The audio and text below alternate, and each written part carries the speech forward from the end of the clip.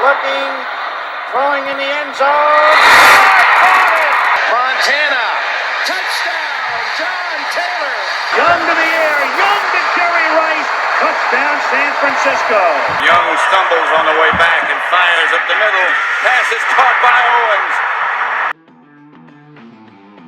Hello, everyone, and welcome to this edition of the 49ers Plus podcast. I'm your host, Al Moriello, and this is your source for the most objective 49ers discussion, plus entertaining sports and pop culture topics. And this week, we will be discussing the 49ers-Broncos preseason game. I'll be giving stats and thoughts throughout the game, especially on Trey Lance, who had a bounce-back performance. We'll also discuss if the preseason ended today, who will be in and who will be out. And in the plus section, we're going to be talking Women's World Cup. We're going to be talking Blue Beetle's opening weekend at the box office, the Blind Side movie controversy, and I'll give a review of the Image Comics series Undiscovered Country. But like always, it starts with the 49ers, so let's get right into it. Let's talk Niners. And I want to start off by saying this episode marks the 1-year anniversary of the podcast. Now, there's more than 52 episodes because I was doing 2 episodes a week for a while, but the first episode dropped August 22nd of 2022. So I want to give a big thank you to everyone who has listened to at least one episode or even just a portion of an episode. Like I always say, taking time out of your busy schedule to listen to me drone on about the 49ers and other subjects, and seeing how the listenership and viewership has grown steadily over time. Again, a big thank you to everyone out there, and we hope that you will stay with us. But looking to the 49ers' second preseason game, San Francisco with a 21-20 win over Denver last night. Rookie kicker Jake Moody wins the game with a 32-yard field goal as time expires. Let's go over the stats quickly. At quarterback, Brock Purdy saw his first preseason action. He was sharp, 4 of 5 for 65 yards. Sam Darnold next, 11 of 14 for 109 yards, 1 touchdown and 1 interception. Trey Lance, 12 of 18, 173 yards, 1 touchdown and 1 interception as well. The O-line did give up 3 sacks, 2 to Darnold and 1 Purdy on that opening drive. Running the ball, Jeremy McNichols, 6 for 29, Jordan Mason, 8 for 24. Ty Davis-Price, 4 for 22 as a team, 25 rushes for 99 yards. Receiving, rookie Ronnie Bell led the way, 7 for 114. 1 drop that led to an interception and a fumble. Tight end Cameron Latou bounced back, 3 for 46. And wide receiver Tay Martin, 3 for 23. Defensively, Quantrez Knight and Demetrius Flanagan Fowles. Demetrius Flanagan Fowles, 6 tackles, quarterback Quantrez Knight, and safety Taylor Hawkins with 4 sacks, 2 for the 49ers, defensive tackles T.Y. McGill and Marlon Davidson. Turnovers, 2 interceptions, and 1 punt return fumble by Deshaun Jameson. So those are the stats, and like I said, I'm trying to get into regular season form by going over 49er stats before I give some thoughts. Now on to the thoughts. I thought Brock Purdy was sharp early on his one and only drive. He did have 3 easy throws plus a nice layered throw to Juwan Jennings where he was rolling left. He had someone underneath who was covered. Jennings was a little bit deeper. Got it to Jennings for a first down. So Purdy, I don't know what else you could hope for unless you wanted to see him make, 5 consecutive difficult throws and throw the ball, 55 yards on a rope. Healthy, showed some mobility, did take a sack when they got inside the 10-yard line, had to settle for a field goal. But Purdy looked good. And obviously only 5 attempts. He wasn't going to be throwing numerous interceptions like he did in practice, but Shanahan and Purdy have come out and say, and even the defense, Purdy taking risks in practice is what you want to do. Not even Purdy, any quarterback, right? You want to see what you can get away with, how tight of a window throw you should attempt or can make or should not attempt, and putting it in harm's way. Practice is the time to make errors. Is it still somewhat concerning? Sure. But then you have, NFL flop former quarterback Ryan Leaf coming out on Twitter saying, boy, I wish they, kept track of my practice interceptions when I was playing because I was really good in practice not turning it over. It was when I was in the games that I stunk, which is a nice bit of levity from someone who had a difficult and unfulfilled pro career and had some difficulties off the field as well, but has bounced back nicely. Neither has his own podcast or radio show, but is doing something in entertainment. And from what I've heard, gives some pretty good takes as well. So listen, if Purdy came back out and he was 1 for 5 with an interception, kind of problematic, and Twitter would be blowing up more than it is already pro Lance, and we'll get to that in a few minutes. He was good on his only drive, and Shanahan has come out and said starters will play in preseason finale game number 3 this Friday at home against the Los Angeles Chargers. Rookie Ronnie Bell, a bit of a roller coaster preseason. I know it's only 2 games. He had 7 receptions on 9 targets this week, a fumble, a pass that went through his hands again. Last week, it was Brandon Allen who threw one through his hands, led to an interception. This week, it was Sam Darnold, through his hands, off his helmet for an interception. Bell also had a 25-yard punt return. Now, Ronnie Bell and maybe to a lesser extent Chris Conley, they might be the only receivers on the 53-man roster behind Debo and Ayuk that can play outside. Juwan Jennings is a big slot. He's not going to play outside if Debo or Ayuk gets hurt. Chris Conley, 31 years old, has starting experience in the league. Ronnie Bell, a rookie. Would I be comfortable with him as a starter if someone got hurt? I think that's a lot to ask for a rookie. That may go to a Chris Conley or maybe even to a Willie Snead. But he has the body type, he has the aggressiveness, the route running, at least early on now in his career. He's not going to be a Pro Bowler. He's not the next Randy Moss or Justin Jefferson.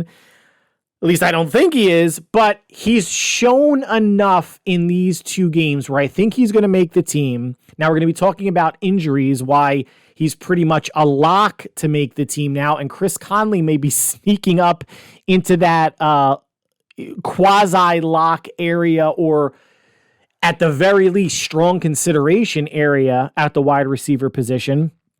But Ronnie Bell has looked good.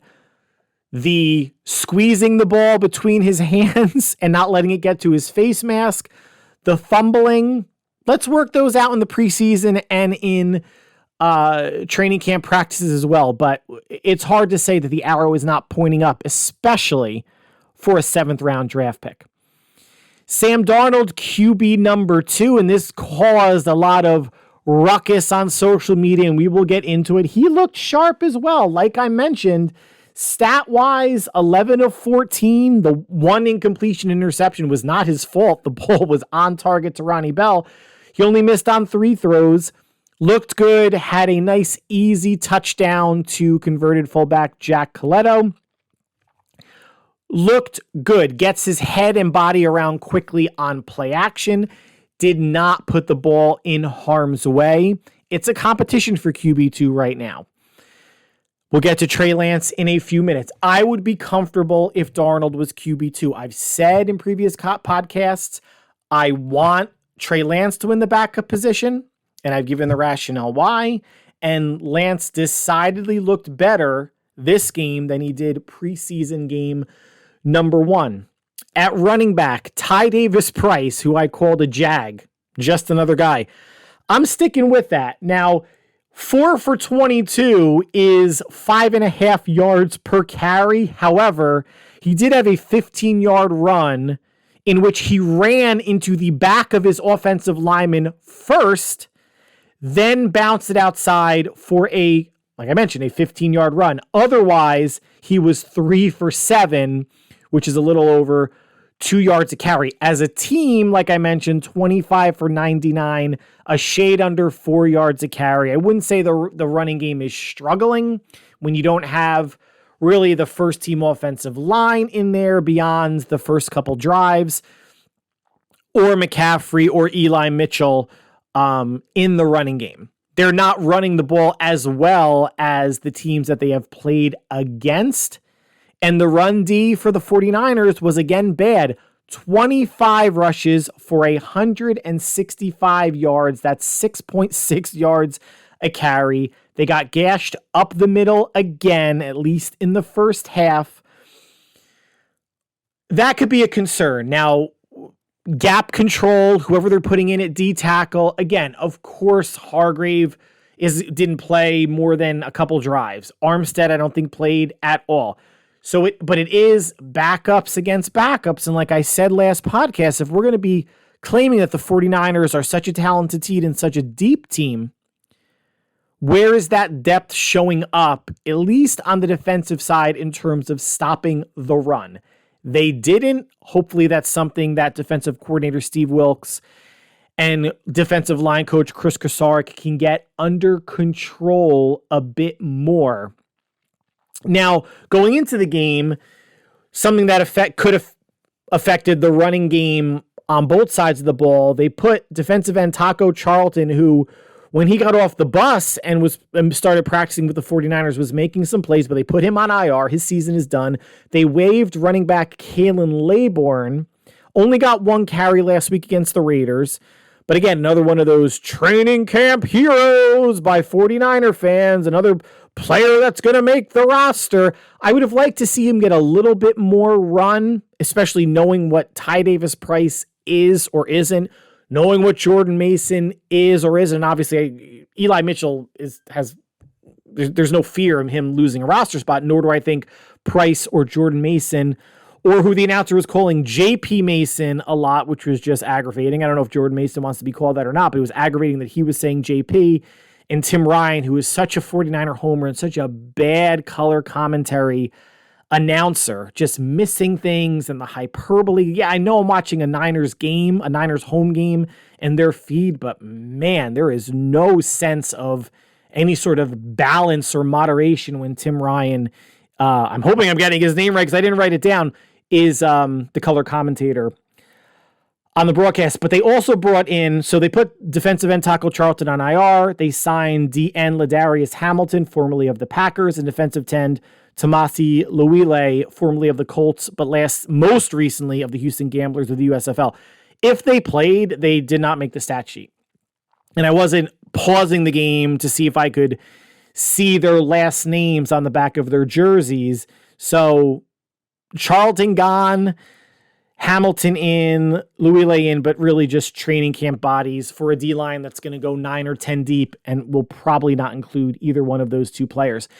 Ambry Thomas, the much maligned cornerback, started outside opposite Charvarius Ward, and previous starter Diamador Lenore on the outside started in the slot, which meant that Isaiah Oliver, free agent signing a 2-year deal with who was with the Falcons last year, was a backup, did not have a great game 1 against the Raiders, didn't have a great game 2 in backup duty last night against the Broncos, and Shanahan and Steve Wilks, and Wilks has a defensive background, and he's been seen in training camp working one-on-one, specifically with Lenore, Ward, and some with Ambry Thomas. They want to see who their best 3 cornerbacks are on the roster, because those are going to be your starters.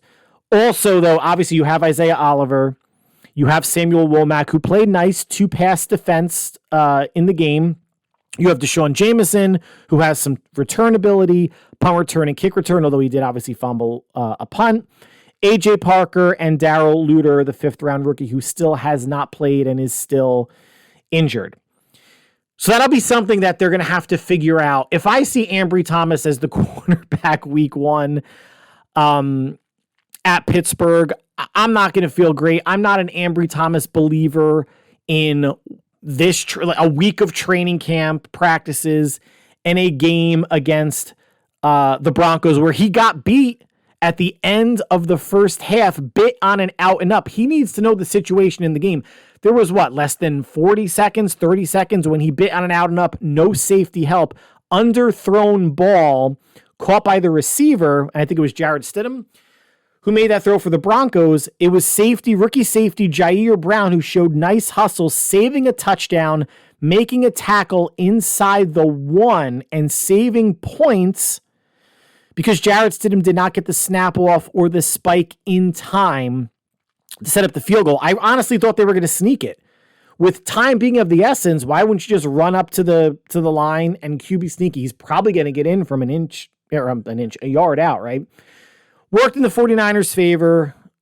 Head coach of the Broncos, Sean Payton, wasn't happy about that. It's preseason. I wouldn't have cared either way, but I thought the smarter time play would have been Stidham attempting a sneak for a touchdown. Tayshaun Gibson didn't play, got a older player day off, as did Trent Williams. Christian McCaffrey, not an older player, but at least an older player on the back, a starter on the back end of the secondary, and Trent Williams on the line. They've played enough football that they do not need preseason reps. Jair Brown does. Another interesting happening on the defense, rookie 7th-round pick Jaylen Brown played behind Fred Warner at the Mike linebacker spot and got a lot of playing time.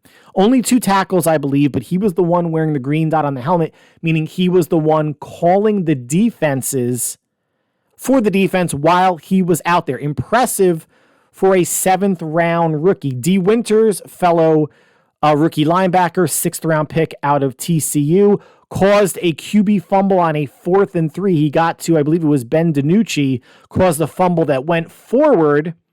And by rule, a fumble cannot be advanced that way. So San Francisco took over on downs, and Winters was able to stop a drive. So a nice showing by both rookie linebackers, in addition to Demetrius Flanagan-Fowles, leading the team with 6 tackles, and Marcelino McCrary-Ball had either 2 or 3, I believe, as well. So again, the linebackers are going to make it tough on Steve Wilks and Kyle Shanahan when it comes to cut downs, but whatever 5 they end up with, and I believe that'll be the number, will be a good 5 to put on the field.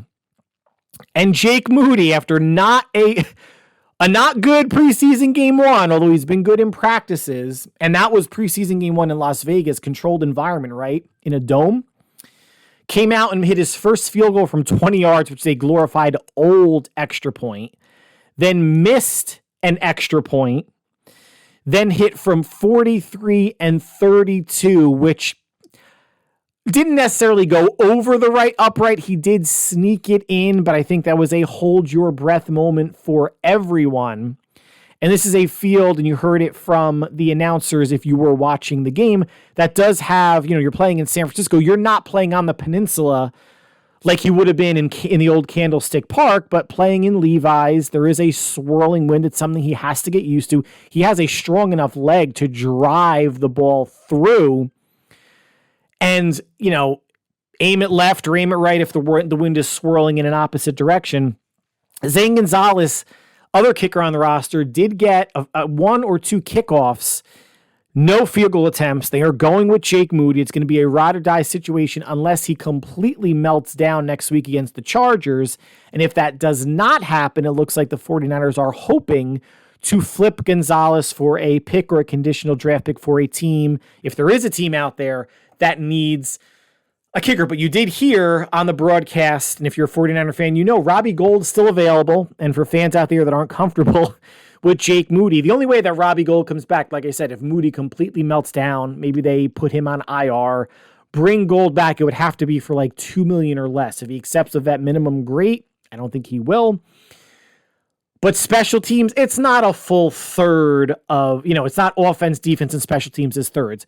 The number of special teams snaps pales in comparison to the number of offensive and defensive snaps. But we saw Mitch Wishnowsky, the punter, not have a good first 2 punts with complete shanks. We've seen Jake Moody not have a great preseason so far, but bounced back toward the tail end or the latter half of this game. It's a phase of your team where you're not on the field nearly as much as offense or defense, but punting has a direct correlation to field position, and field goals a direct correlation to points, and in this case, a win down 20-18 with Moody hitting the game winner as time expired. Trey Lance. So he had a rough week. In the media, not sure how much he listens to that, but Mike Lombardi, talking ahead, made the comment that when his mama picked him up out of the crib, He just doesn't have the quarterback gene. A harsh way of kind of saying, he may not have the quote unquote it. He did not look good in his first preseason game at the Raiders. Very indecisive with his deceiving 10 of 15 stat line. But I was glad to see Trey Lance get a warm reception, an ovation when he came into the game. Wherever you stand on the Brock Purdy, Trey Lance, Sam Darnold approval or disapproval spectrum, it behooves all of us as 49er fans to want Trey Lance to succeed, to want Sam Darnold to succeed, Brock Purdy, and to a lesser degree, Brandon Allen, who I hope makes his way to the practice squad. Strengthening the quarterback room improves the team overall. Yes, 3 quarterbacks are not going to play at once, and one will be the emergency third quarterback. And if Shanahan only goes with 2 QBs and decides to trade Darnold or Allen or Lance away, I would be shocked. He should keep 3, especially with the rule that it does not affect the number of actives you can have on game day. Yes, it affects your 53-man roster, but I think it's a drop in the bucket for not having a 6th linebacker or a 6th corner, especially when you can elevate players from the practice squad 2 times max per player. But that's why you may have 3 O linemen on your practice squad, 2 or 3 D linemen, 2 corners, 2 linebackers, a safety or 2, if you need that player. And then if you elevate them more than once, then you need to make a decision. Do they get put on the active roster in case there's an injury, or an injury that doesn't require short or long-term IR, just an injury where that player's not going to be available for a couple weeks. 3 quarterbacks should happen. I'll keep saying it. Yes, last year was the exception to the rule. Historically, in the NFL, but not under the Shanahan and Lynch regime, you might as well go with 3. But back to Lance. Tough week of media criticism. Tough week of people on the vile, toxic platform known as Twitter. Whether you're a pro-Lance person, an anti... Well, I don't know if there's anti-Lance people. There's pro-Purdy people that want to see him start. But then you have the pro-Trey Lance people, and I don't know if they're people that bought a jersey and they want to justify their $100-ish purchase, or think he has the higher ceiling than Brock Purdy does. And we'll get into that in a few minutes as well. They're going to fall on the Trey Lance sword, saying that he is the better option. I don't believe he is. Purdy earned the starting spot in 8 games of regular season football. Lance will not earn the regular season spot based on what he does in practices or the preseason. It's just a fact, guys. We got to get over it. The QB2 battle, though, I believe, is alive and well, even though Lance again started slow. The first throw, you saw the hesitation. You saw the indecisiveness again as he clutched the ball, pulled it down. His first read wasn't there. So you saw him, he wanted to throw it. And I rewatched Trey Lance's throws. Of his, how many attempts did he have? 18. A third of them, you saw the indecisiveness. And even a couple more, you saw bad throws on top of the indecisiveness. He had a good percentage. He completed over 50%, over 60% of his passes. But you saw, especially with some balls that were almost throwaways or late rolls, especially when he's throwing left, Lance needs to know to throw the ball away and not force anything. So his first throw was a bad, indecisive initial decision, but did find Tay Martin after he scrambled left to, pick up some yards. Later on in his play, he was picked off by a D lineman on a screen pass.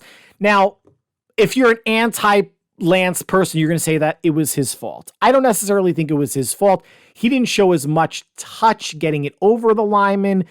You could say the D lineman made a good play batting the ball to another D lineman who made a diving interception. You could say running back Jeremy McNichols did not get enough depth or distance away from the D line to make the throw easier for Trey Lance. Or you can say Lance just has to put a little bit more air under it, a little bit more touch on it. But it was an interception regardless. And he had another play later on. Now we're in the fourth quarter. Mid to late fourth quarter, where the Niners are starting off deep in their own end, inside the 20, I believe, where Lance backpedaled, drifted to his left, and fluttered a ball to the left sideline that should have been intercepted. And that was the start of the touchdown drive that ended with a nice seam pass to Cameron Latou. Lance put the ball in harm's way, and there was, I believe, a third play that could have been an interception as well. But those are... We know that there was an interception. This one where he backpedaled to his left should have been intercepted on the sideline. He put the ball in harm's way. Then he settled down. Trey Lance, like the Raider game and like other games he's played, preseason or regular season, has gotten better as the game has gone on. Okay? And what does that say? Lack of reps. The more reps he gets, the more comfortable he is. I agree with anyone that's saying that. I don't think that's a dispute. But I also don't think a quarterback who starts slow is the answer to a team the past several years that has started slow also. Right? That doesn't compute for me. And again, 5 throws by Brock Purdy, completed 80% of them, 4 of 5. Is he the savior? I don't know, but he has earned his QB1 position, the reps, and he has earned only throwing 5 passes in a preseason game because the practice reps are much more heavily skewed to Purdy than they are to Darnold or Lance. But still, Darnold had 14 attempts, Lance had 18 attempts, and I'm sure a lot of the pro Lance people were complaining with Darnold playing into from the mid first quarter to the end of the third quarter. It was, Lance isn't going to get many reps. I'm sure people were thinking that, including myself. Like, wow, Darnold got an extended run. Time-wise, yes. But attempts-wise, 14 for Darnold, 18 for Lance. And playing in a hurry-up, being down, helped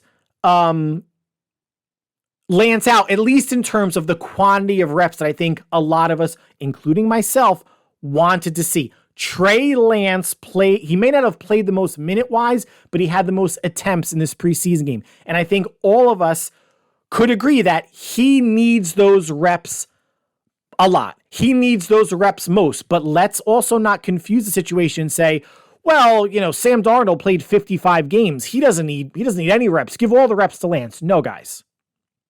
No, he's played 55 games, yes, but he's played no regular season games in Kyle Shanahan's offense.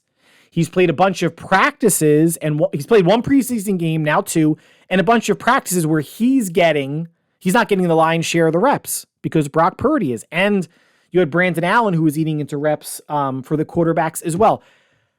Sam Darnold needs reps too, especially if this is now a true competition for QB2, which I believe it is.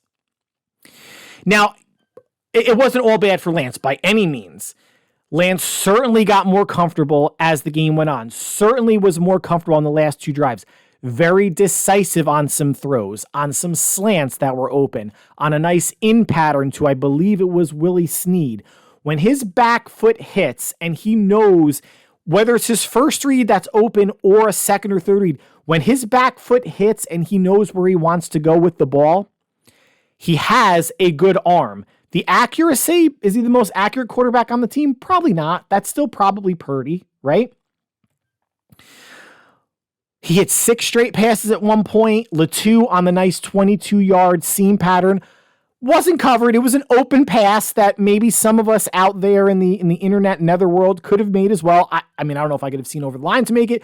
Wasn't a tough throw, but it was a nice throw. And it was nice for Latou on the receiving end because he's had butterfingers in preseason and training camp. So it was nice for both players. Lance throwing the touchdown, Latou catching it, and then Ayuk comes out off the bench for a personal foul. And again, I don't know if he was more happy for Lance or Latou, but he just came out there, 15-yard penalty, so a 2-point conversion that should have been from the 2-yard line was from the 17. Pressure in Lance's face, rolled left. It would have been an extremely difficult completion.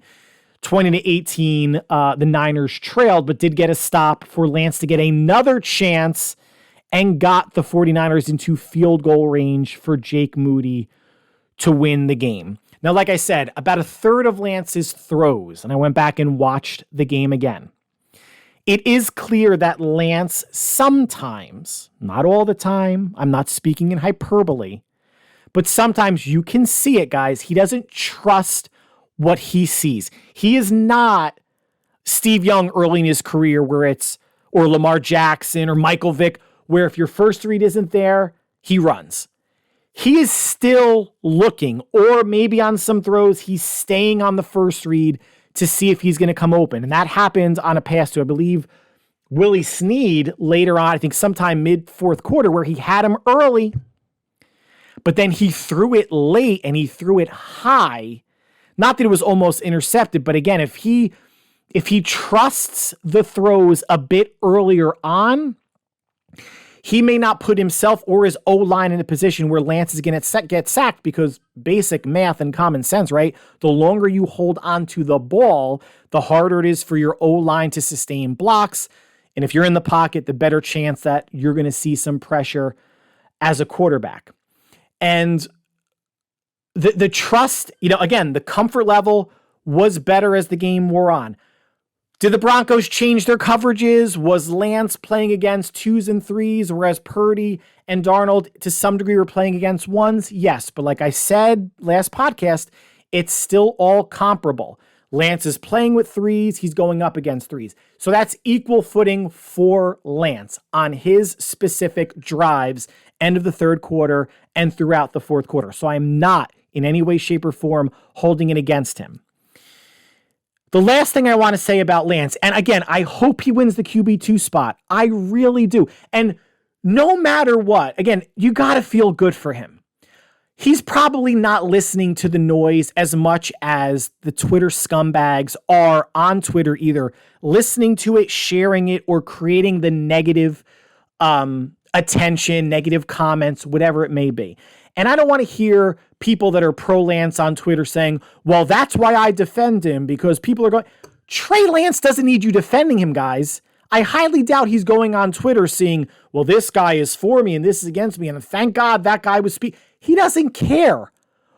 All us 49er content creators, we are nobodies. Unless you're really a credentialed and well-known and respected and long-tenured journalist, you don't matter. I know I don't matter.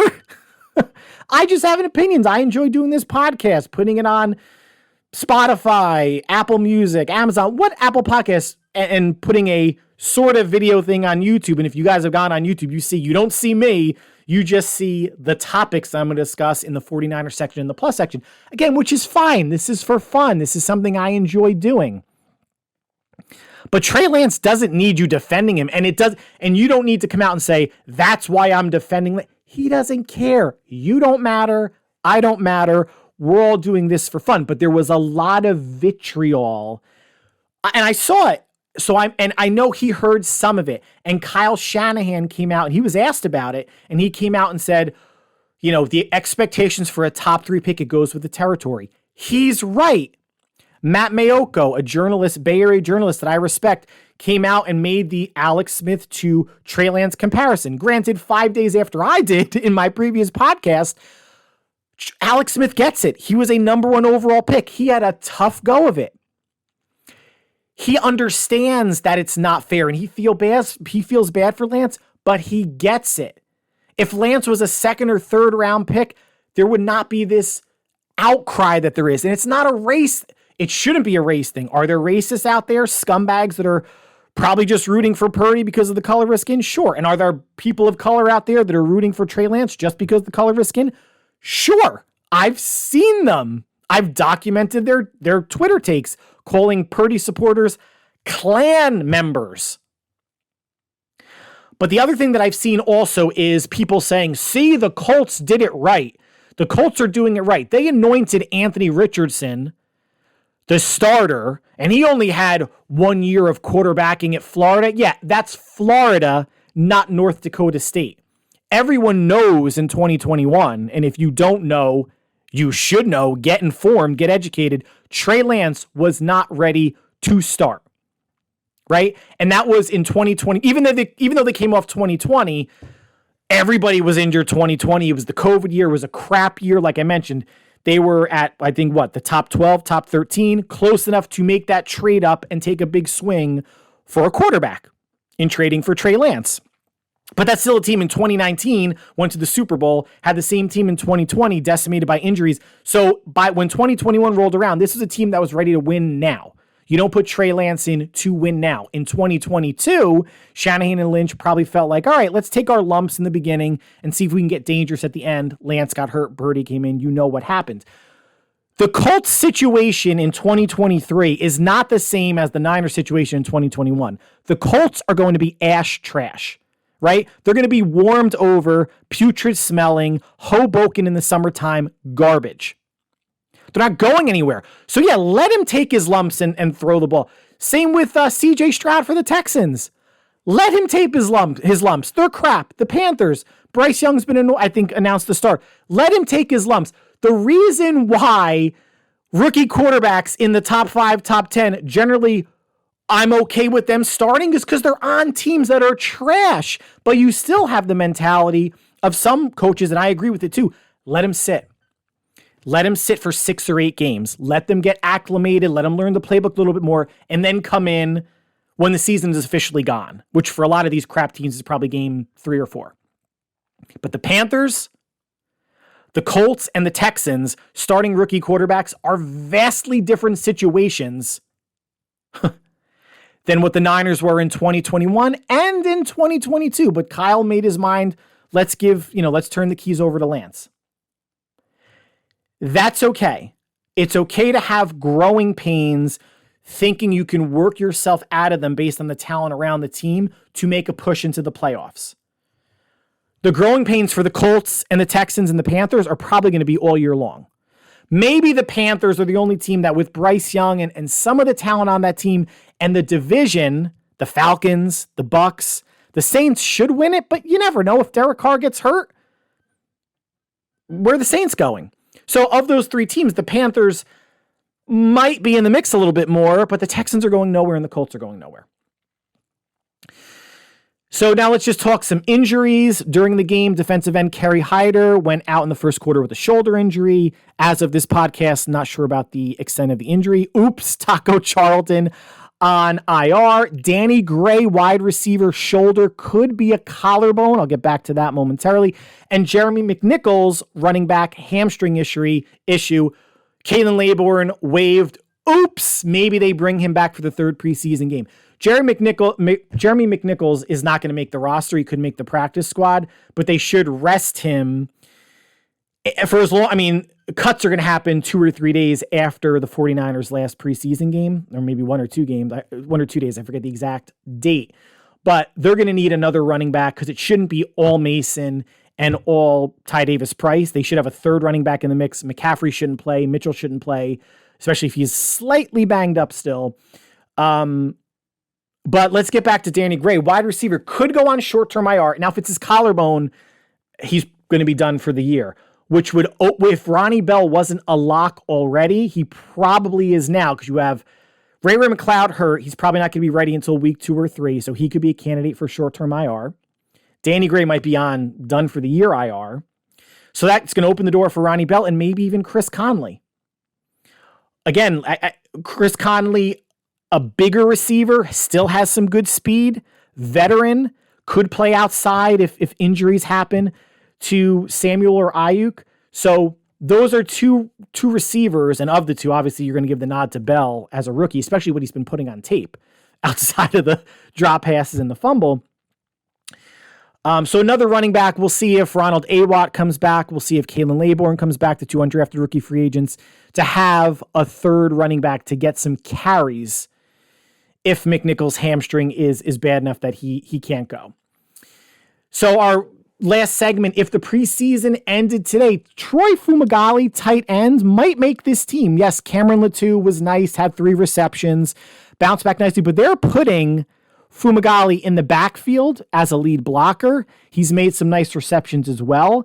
This is someone that probably is going to end up on the practice squad, all things being considered, but if there was no preseason game number 3, he might be in the conversation for making the team.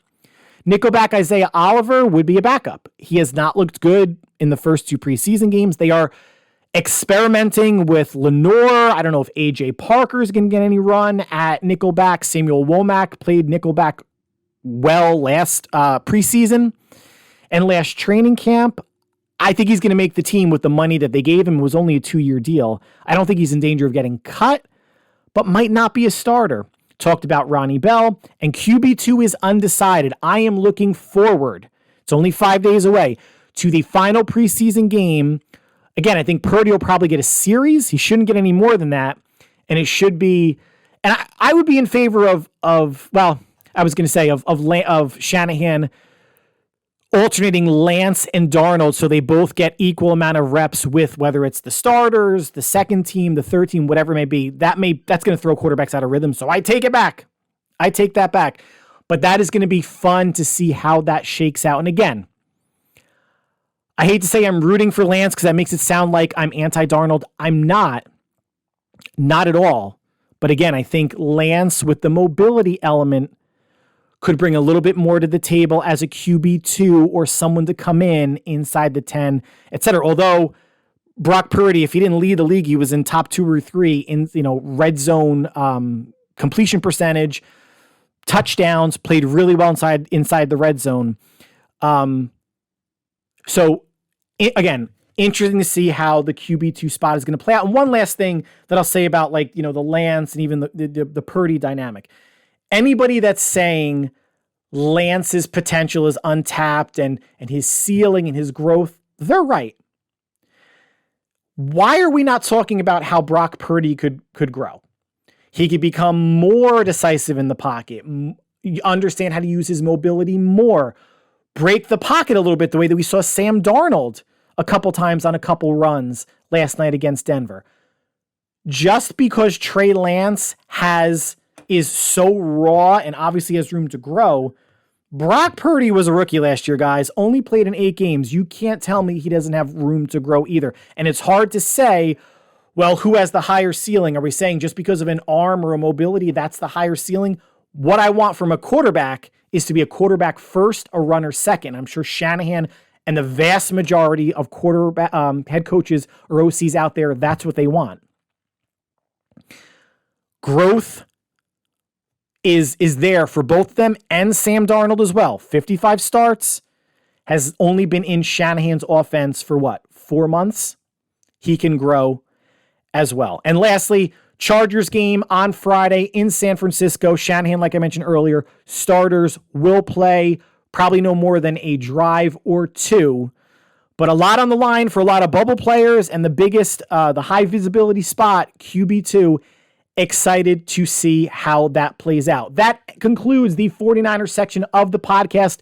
Stick around, though. We are talking Women's World Cup. We're talking Blue Beetle at the box office, controversy with the Blind Side movie, and Undiscovered Country, a comic book from Image Comics I will give a review of. Stick around. It's plus time. So congratulations to Spain winning the Women's World Cup over England 1-0. It was on, I think, at 6 a.m. Eastern Standard Time. Recorded it, watched it with my older son. Good game. Get into that. We'll break it down a little bit. First appearance in the World Cup final for both teams. And obviously, Spain's first championship. FIFA World Rankings, England 4, Spain 6. How did they get here in the semifinals? Spain beat Sweden 2-1. England beat host nation Australia 3-1. Did not watch the England-Australia semifinal. Watched the Spain-Sweden. Good game.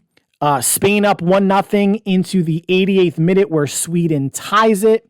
Super exciting. Then Spain comes back 2 minutes later in the 90th minute to take a 2-1 lead and to win the game to advance to the final. Now, how the teams matched up, England in their last 5 games against Spain was 3 wins, 1 loss, and 1 tie. But this game was, for as long as it was 1-0, I mean, it was 1-0 final, but for the first 70 minutes of this game, Spain really dominated. They dictated the pace, the tempo. They won the possession battle overall, 57% to 43%. Shots on goal in favor of Spain, 13-8. Spain, the youngest team in the Women's World Cup, the youngest team in the finals since 1995, averaging 25.3 years of age. And they were the highest scoring team in the World Cup this year with 18 total goals. And it was really a mistake by England in the first 25 minutes that led to a Spain goal. So England started playing hero ball, and by what, that's a basketball term, but what I mean is one player just took the ball and was dribbling it extensively, then got to midfield, center of the pitch, was surrounded, had the ball stolen, and it was passed ahead for a goal. And it went to show, in a way, the aggressiveness of Spain, keeping England on their heels. Now, granted, England put themselves in that position, not passing sooner, not spreading the field, and just basically dribbling into a trap. But that wound up being the difference. And like I mentioned, Spain, so this game went 103 minutes because of injury stoppage time. Spain was in control for the first 70 minutes, and it looked like they were going to put it away on a handball call that led to a penalty kick. But the English goalkeeper guessed right, made a diving stop to her left. And at that point on, England showed some life. England had chances. They had shots on goal. They had an early shot on goal that hit the top of the crossbar that would have put them up 1-0. They had opportunities, probably not as many as they would have liked, but that's just because of how Spain played. They were the faster team. They looked like they were the more talented team throughout, certainly the more aggressive team. They were pushing the issue and had England back on their heels for most of the game. And again, congratulations to Spain. It was an exciting game.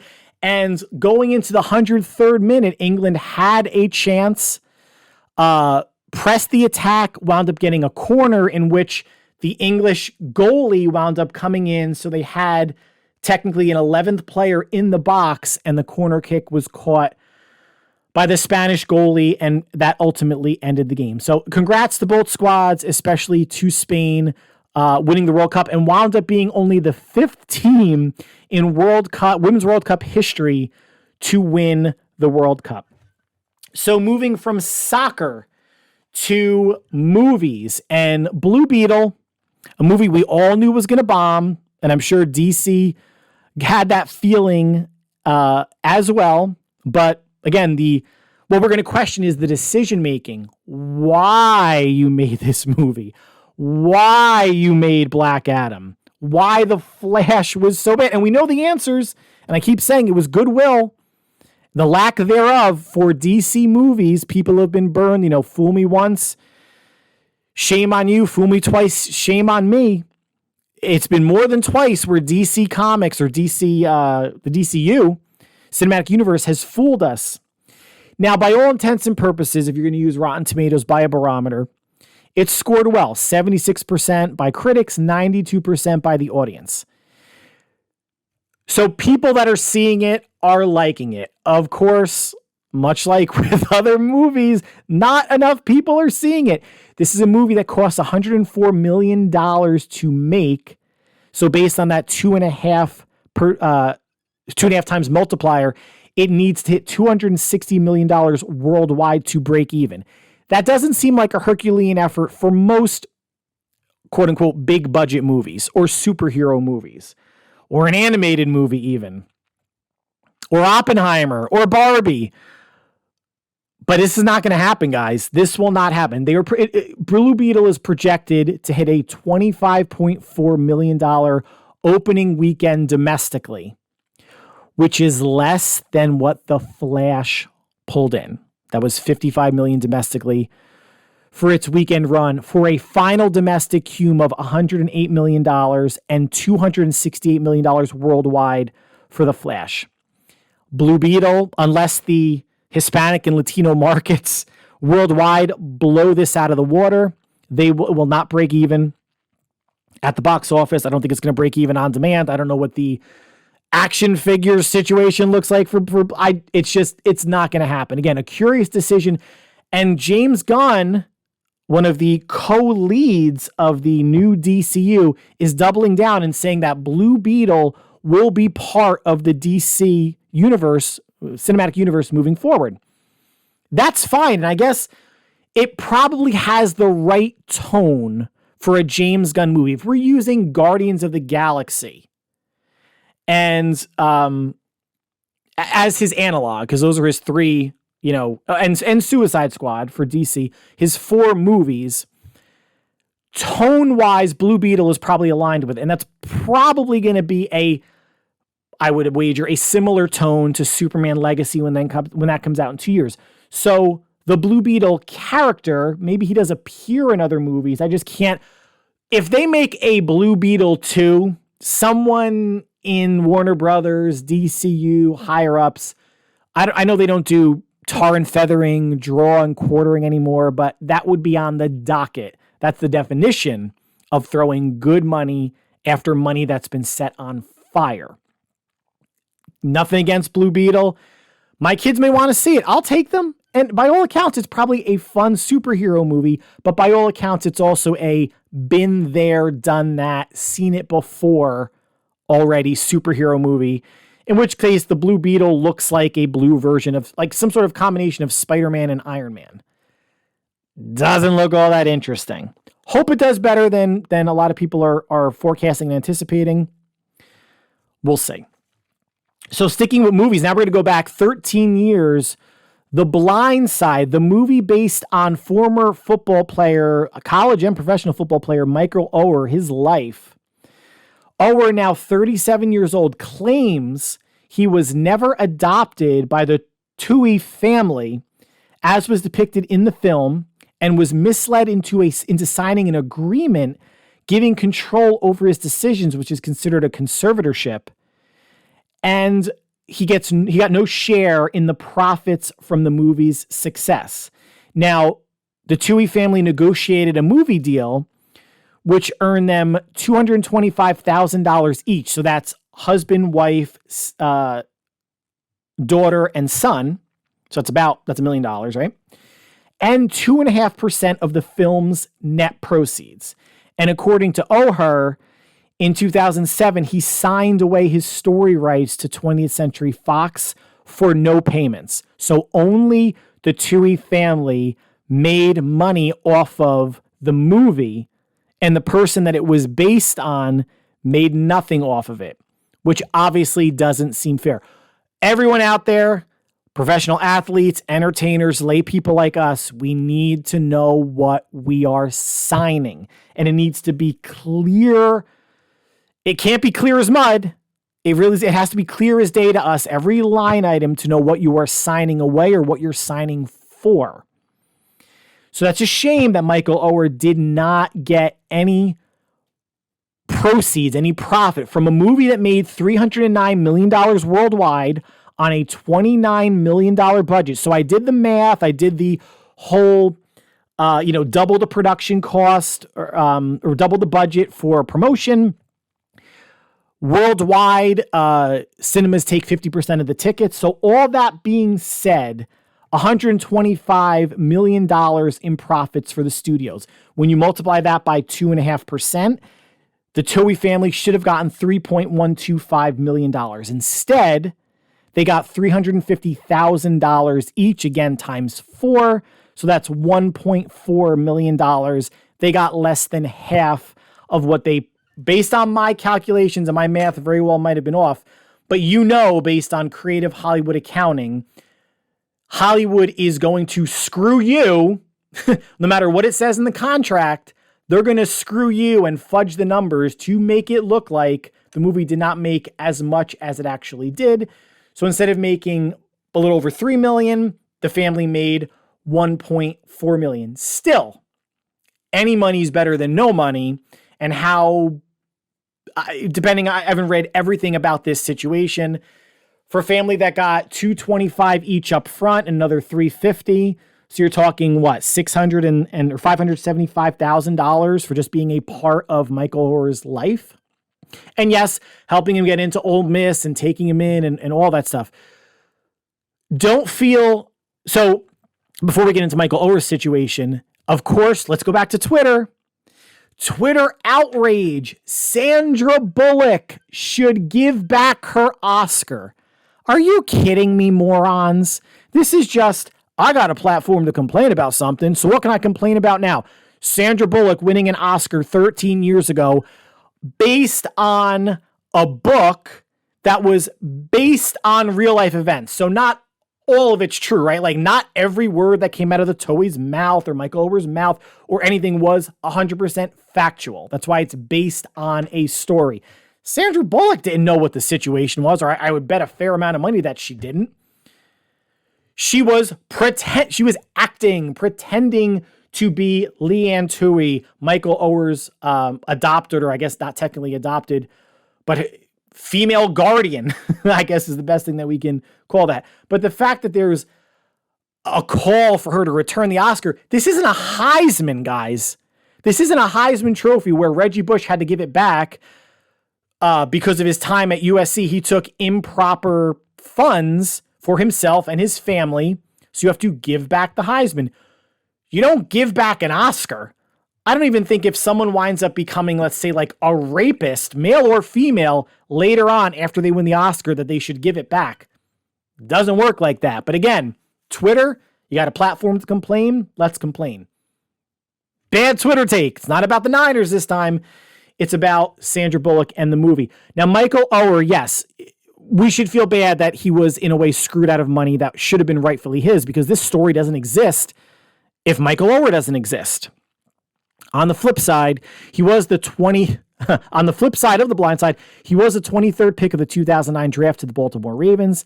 He made $34.5 million in career earnings with 3 teams. Did he see all $4.5 million? No. He probably saw about 55% of that after taxes. You're talking 18 to 20-ish $20 million in cash career earnings and whatever other, if there was endorsements or anything. Michael Orr is living a good life. But he did come out and say he's felt uncomfortable about this depiction in this situation for a while. And you never want to see anybody get screwed, especially someone who had something creative, a book, a film, something based off of him only existing because of what he did with the help of the Tui family, of course. But Michael Orr, he's doing okay also. Could have gotten another, whatever was $570,000 out of it, but he's doing okay. So moving from movies to comic books, Undiscovered Country, an Image comic book title written by Scott Snyder, who had a really good run that I collected of Batman, Dark Knights Metal, and a 12-issue limited run, again by DC, called The Wake, which I recommend to folks. Co-written by Scott Snyder and Charles Soule, who has and is writing a bunch of Star Wars comic books, Darth Vader, Star Wars, the High Republic comic books, and the first novel called Light of the Jedi in the High Republic series, which was probably the best novel of all the High Republic novels I've read and listened to, as co-writers. And Giuseppe Camuncoli is the artist, good artwork, who has done work on Amazing Spider-Man and Darth Vader as well. So what this story is about, and it's a striking cover to the first trade paperback in the first issue, where you see North America, but America is not there. So you can see Canada, you can see Mexico, Central America, South America, but the United States is gone. And the plot behind this story is that at some point in the future, the United States just shut its borders and went radio silent. And if you were out of the country at that time, you could not get back in. And years, decades went by, and the world was really left to, if you want to say, fend for itself. thinking about Team America, World Police, that puppet movie, that R-rated puppet movie from, 10 plus years ago. The world was left to fend for itself, and alliances were formed. There was a European and African alliance, and basically like a Pan-Asian alliance. And they were ultimately kind of like warring factions. And World War III kind of happened as a result. And additionally, an airborne infection swept around the world called the Sky that was killing a bunch of people and there was no cure for. So not to say that the world is in ruins without the United States, but things aren't looking good overall in the world.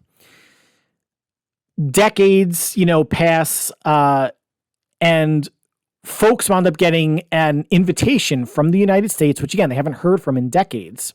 No trade, no anything, to come in. That they may have a cure for the Sky virus, that they want to open diplomatic negotiations. So 5 people are sent in, politicians, scientists, someone that's an American historian, and they wound up landing in California, and they realize that in some ways, America is like a crazy land now. And what they come to learn is that the United States is broken down into 13 zones, each zone in a way representing an American ideal. So states are gone, and there are zones, whether one is called Zone Destiny, where people, and it's kind of like a lawless Wild West scenario where they're able to experiment on creatures, and there's like giant fish and shrimp creatures and sharks that people are riding. It looks like something out of like a Mad Max movie. But really out there kind of science fiction. And when I first started reading this, I thought like, okay, the premise is really interesting. The U.S. going off the grid, going radio silent for decades. And when you come back in, you're kind of expecting something different. But this first zone probably gave me the wrong sense of what this, comic book series is going to be about. But it was more of the wild, Wild West zone. Then there was another zone that was all about high technology. Another zone that drops these 5 travelers into different points in time, which is an interesting area because time runs differently in these different zones in the United States than it does in the outside world. And when these folks get into the zones about, different points in history, they start playing out different points in American history. A couple characters get dropped into the Revolutionary War, into the Civil War, into Pearl Harbor, and some get dropped into the future as if the United States won World War IV, that they opened up its borders and just crushed these 2 alliances, European and Africa, and the Pan-Asian Alliance, and something called Pax Americana was created, where America just essentially took over the globe. Now I'm getting into spoiler territory, and I kind of apologize for that, but I think it's become more interesting. And there is, I hate to say like a preachy nature to this comic book, because there is some like American chest pounding by the writers. And Scott Snyder is one of my favorite writers. And Charles Soule, I think very highly of as well. But you can see when they kind of get on, like when the characters going through like exposition and explaining stuff, get on a little bit of an American soapbox. And as being an American, I'm kind of okay with that, but it's something tangible that you can feel. It doesn't take me out of the story, but if anybody is going to read this, you know when it's happening. But the story evolves and becomes more interesting and gets out of this is a cool idea about America going dark for decades, but then you kind of get into this fantastical world where weird stuff is happening. It's gotten much more interesting as I've gotten through trade paperback 1, into 2, into 3, and into 4. Issue 25 comes out Wednesday, this Wednesday, August 23rd. The first 4 trade paperbacks are available, each one with a self-contained 6-issue arc. If anything about that, and apologies for the spoilers, sounds interesting, I recommend this series. It's different than a lot of what's out there comic book wise. And when a lot of people think comic books, obviously they think of superhero stuff, which I collect as well. I collect Amazing Spider-Man, Batman, Star Wars, a sci-fi fantasy book called Saga, Fables, which is a really, and I've mentioned this before, a really well done book that takes characters from fables like a Big Bad Wolf, like a Snow White, Cinderella, and puts them in a different situation, casts them in a different light. Really well done as well. And this is just different too. And Image Comics is a creator-owned imprint where, much like what I just said, you own that. So if Undiscovered Country becomes a movie, a TV series, Snyder, Soleil, and Kamikoli, they own that. It's not Marvel, it's not DC, it's not even Image. They own whatever could come of this. They're the ones that are seeing the lion's share of the sales of each issue and of trade paperbacks as well.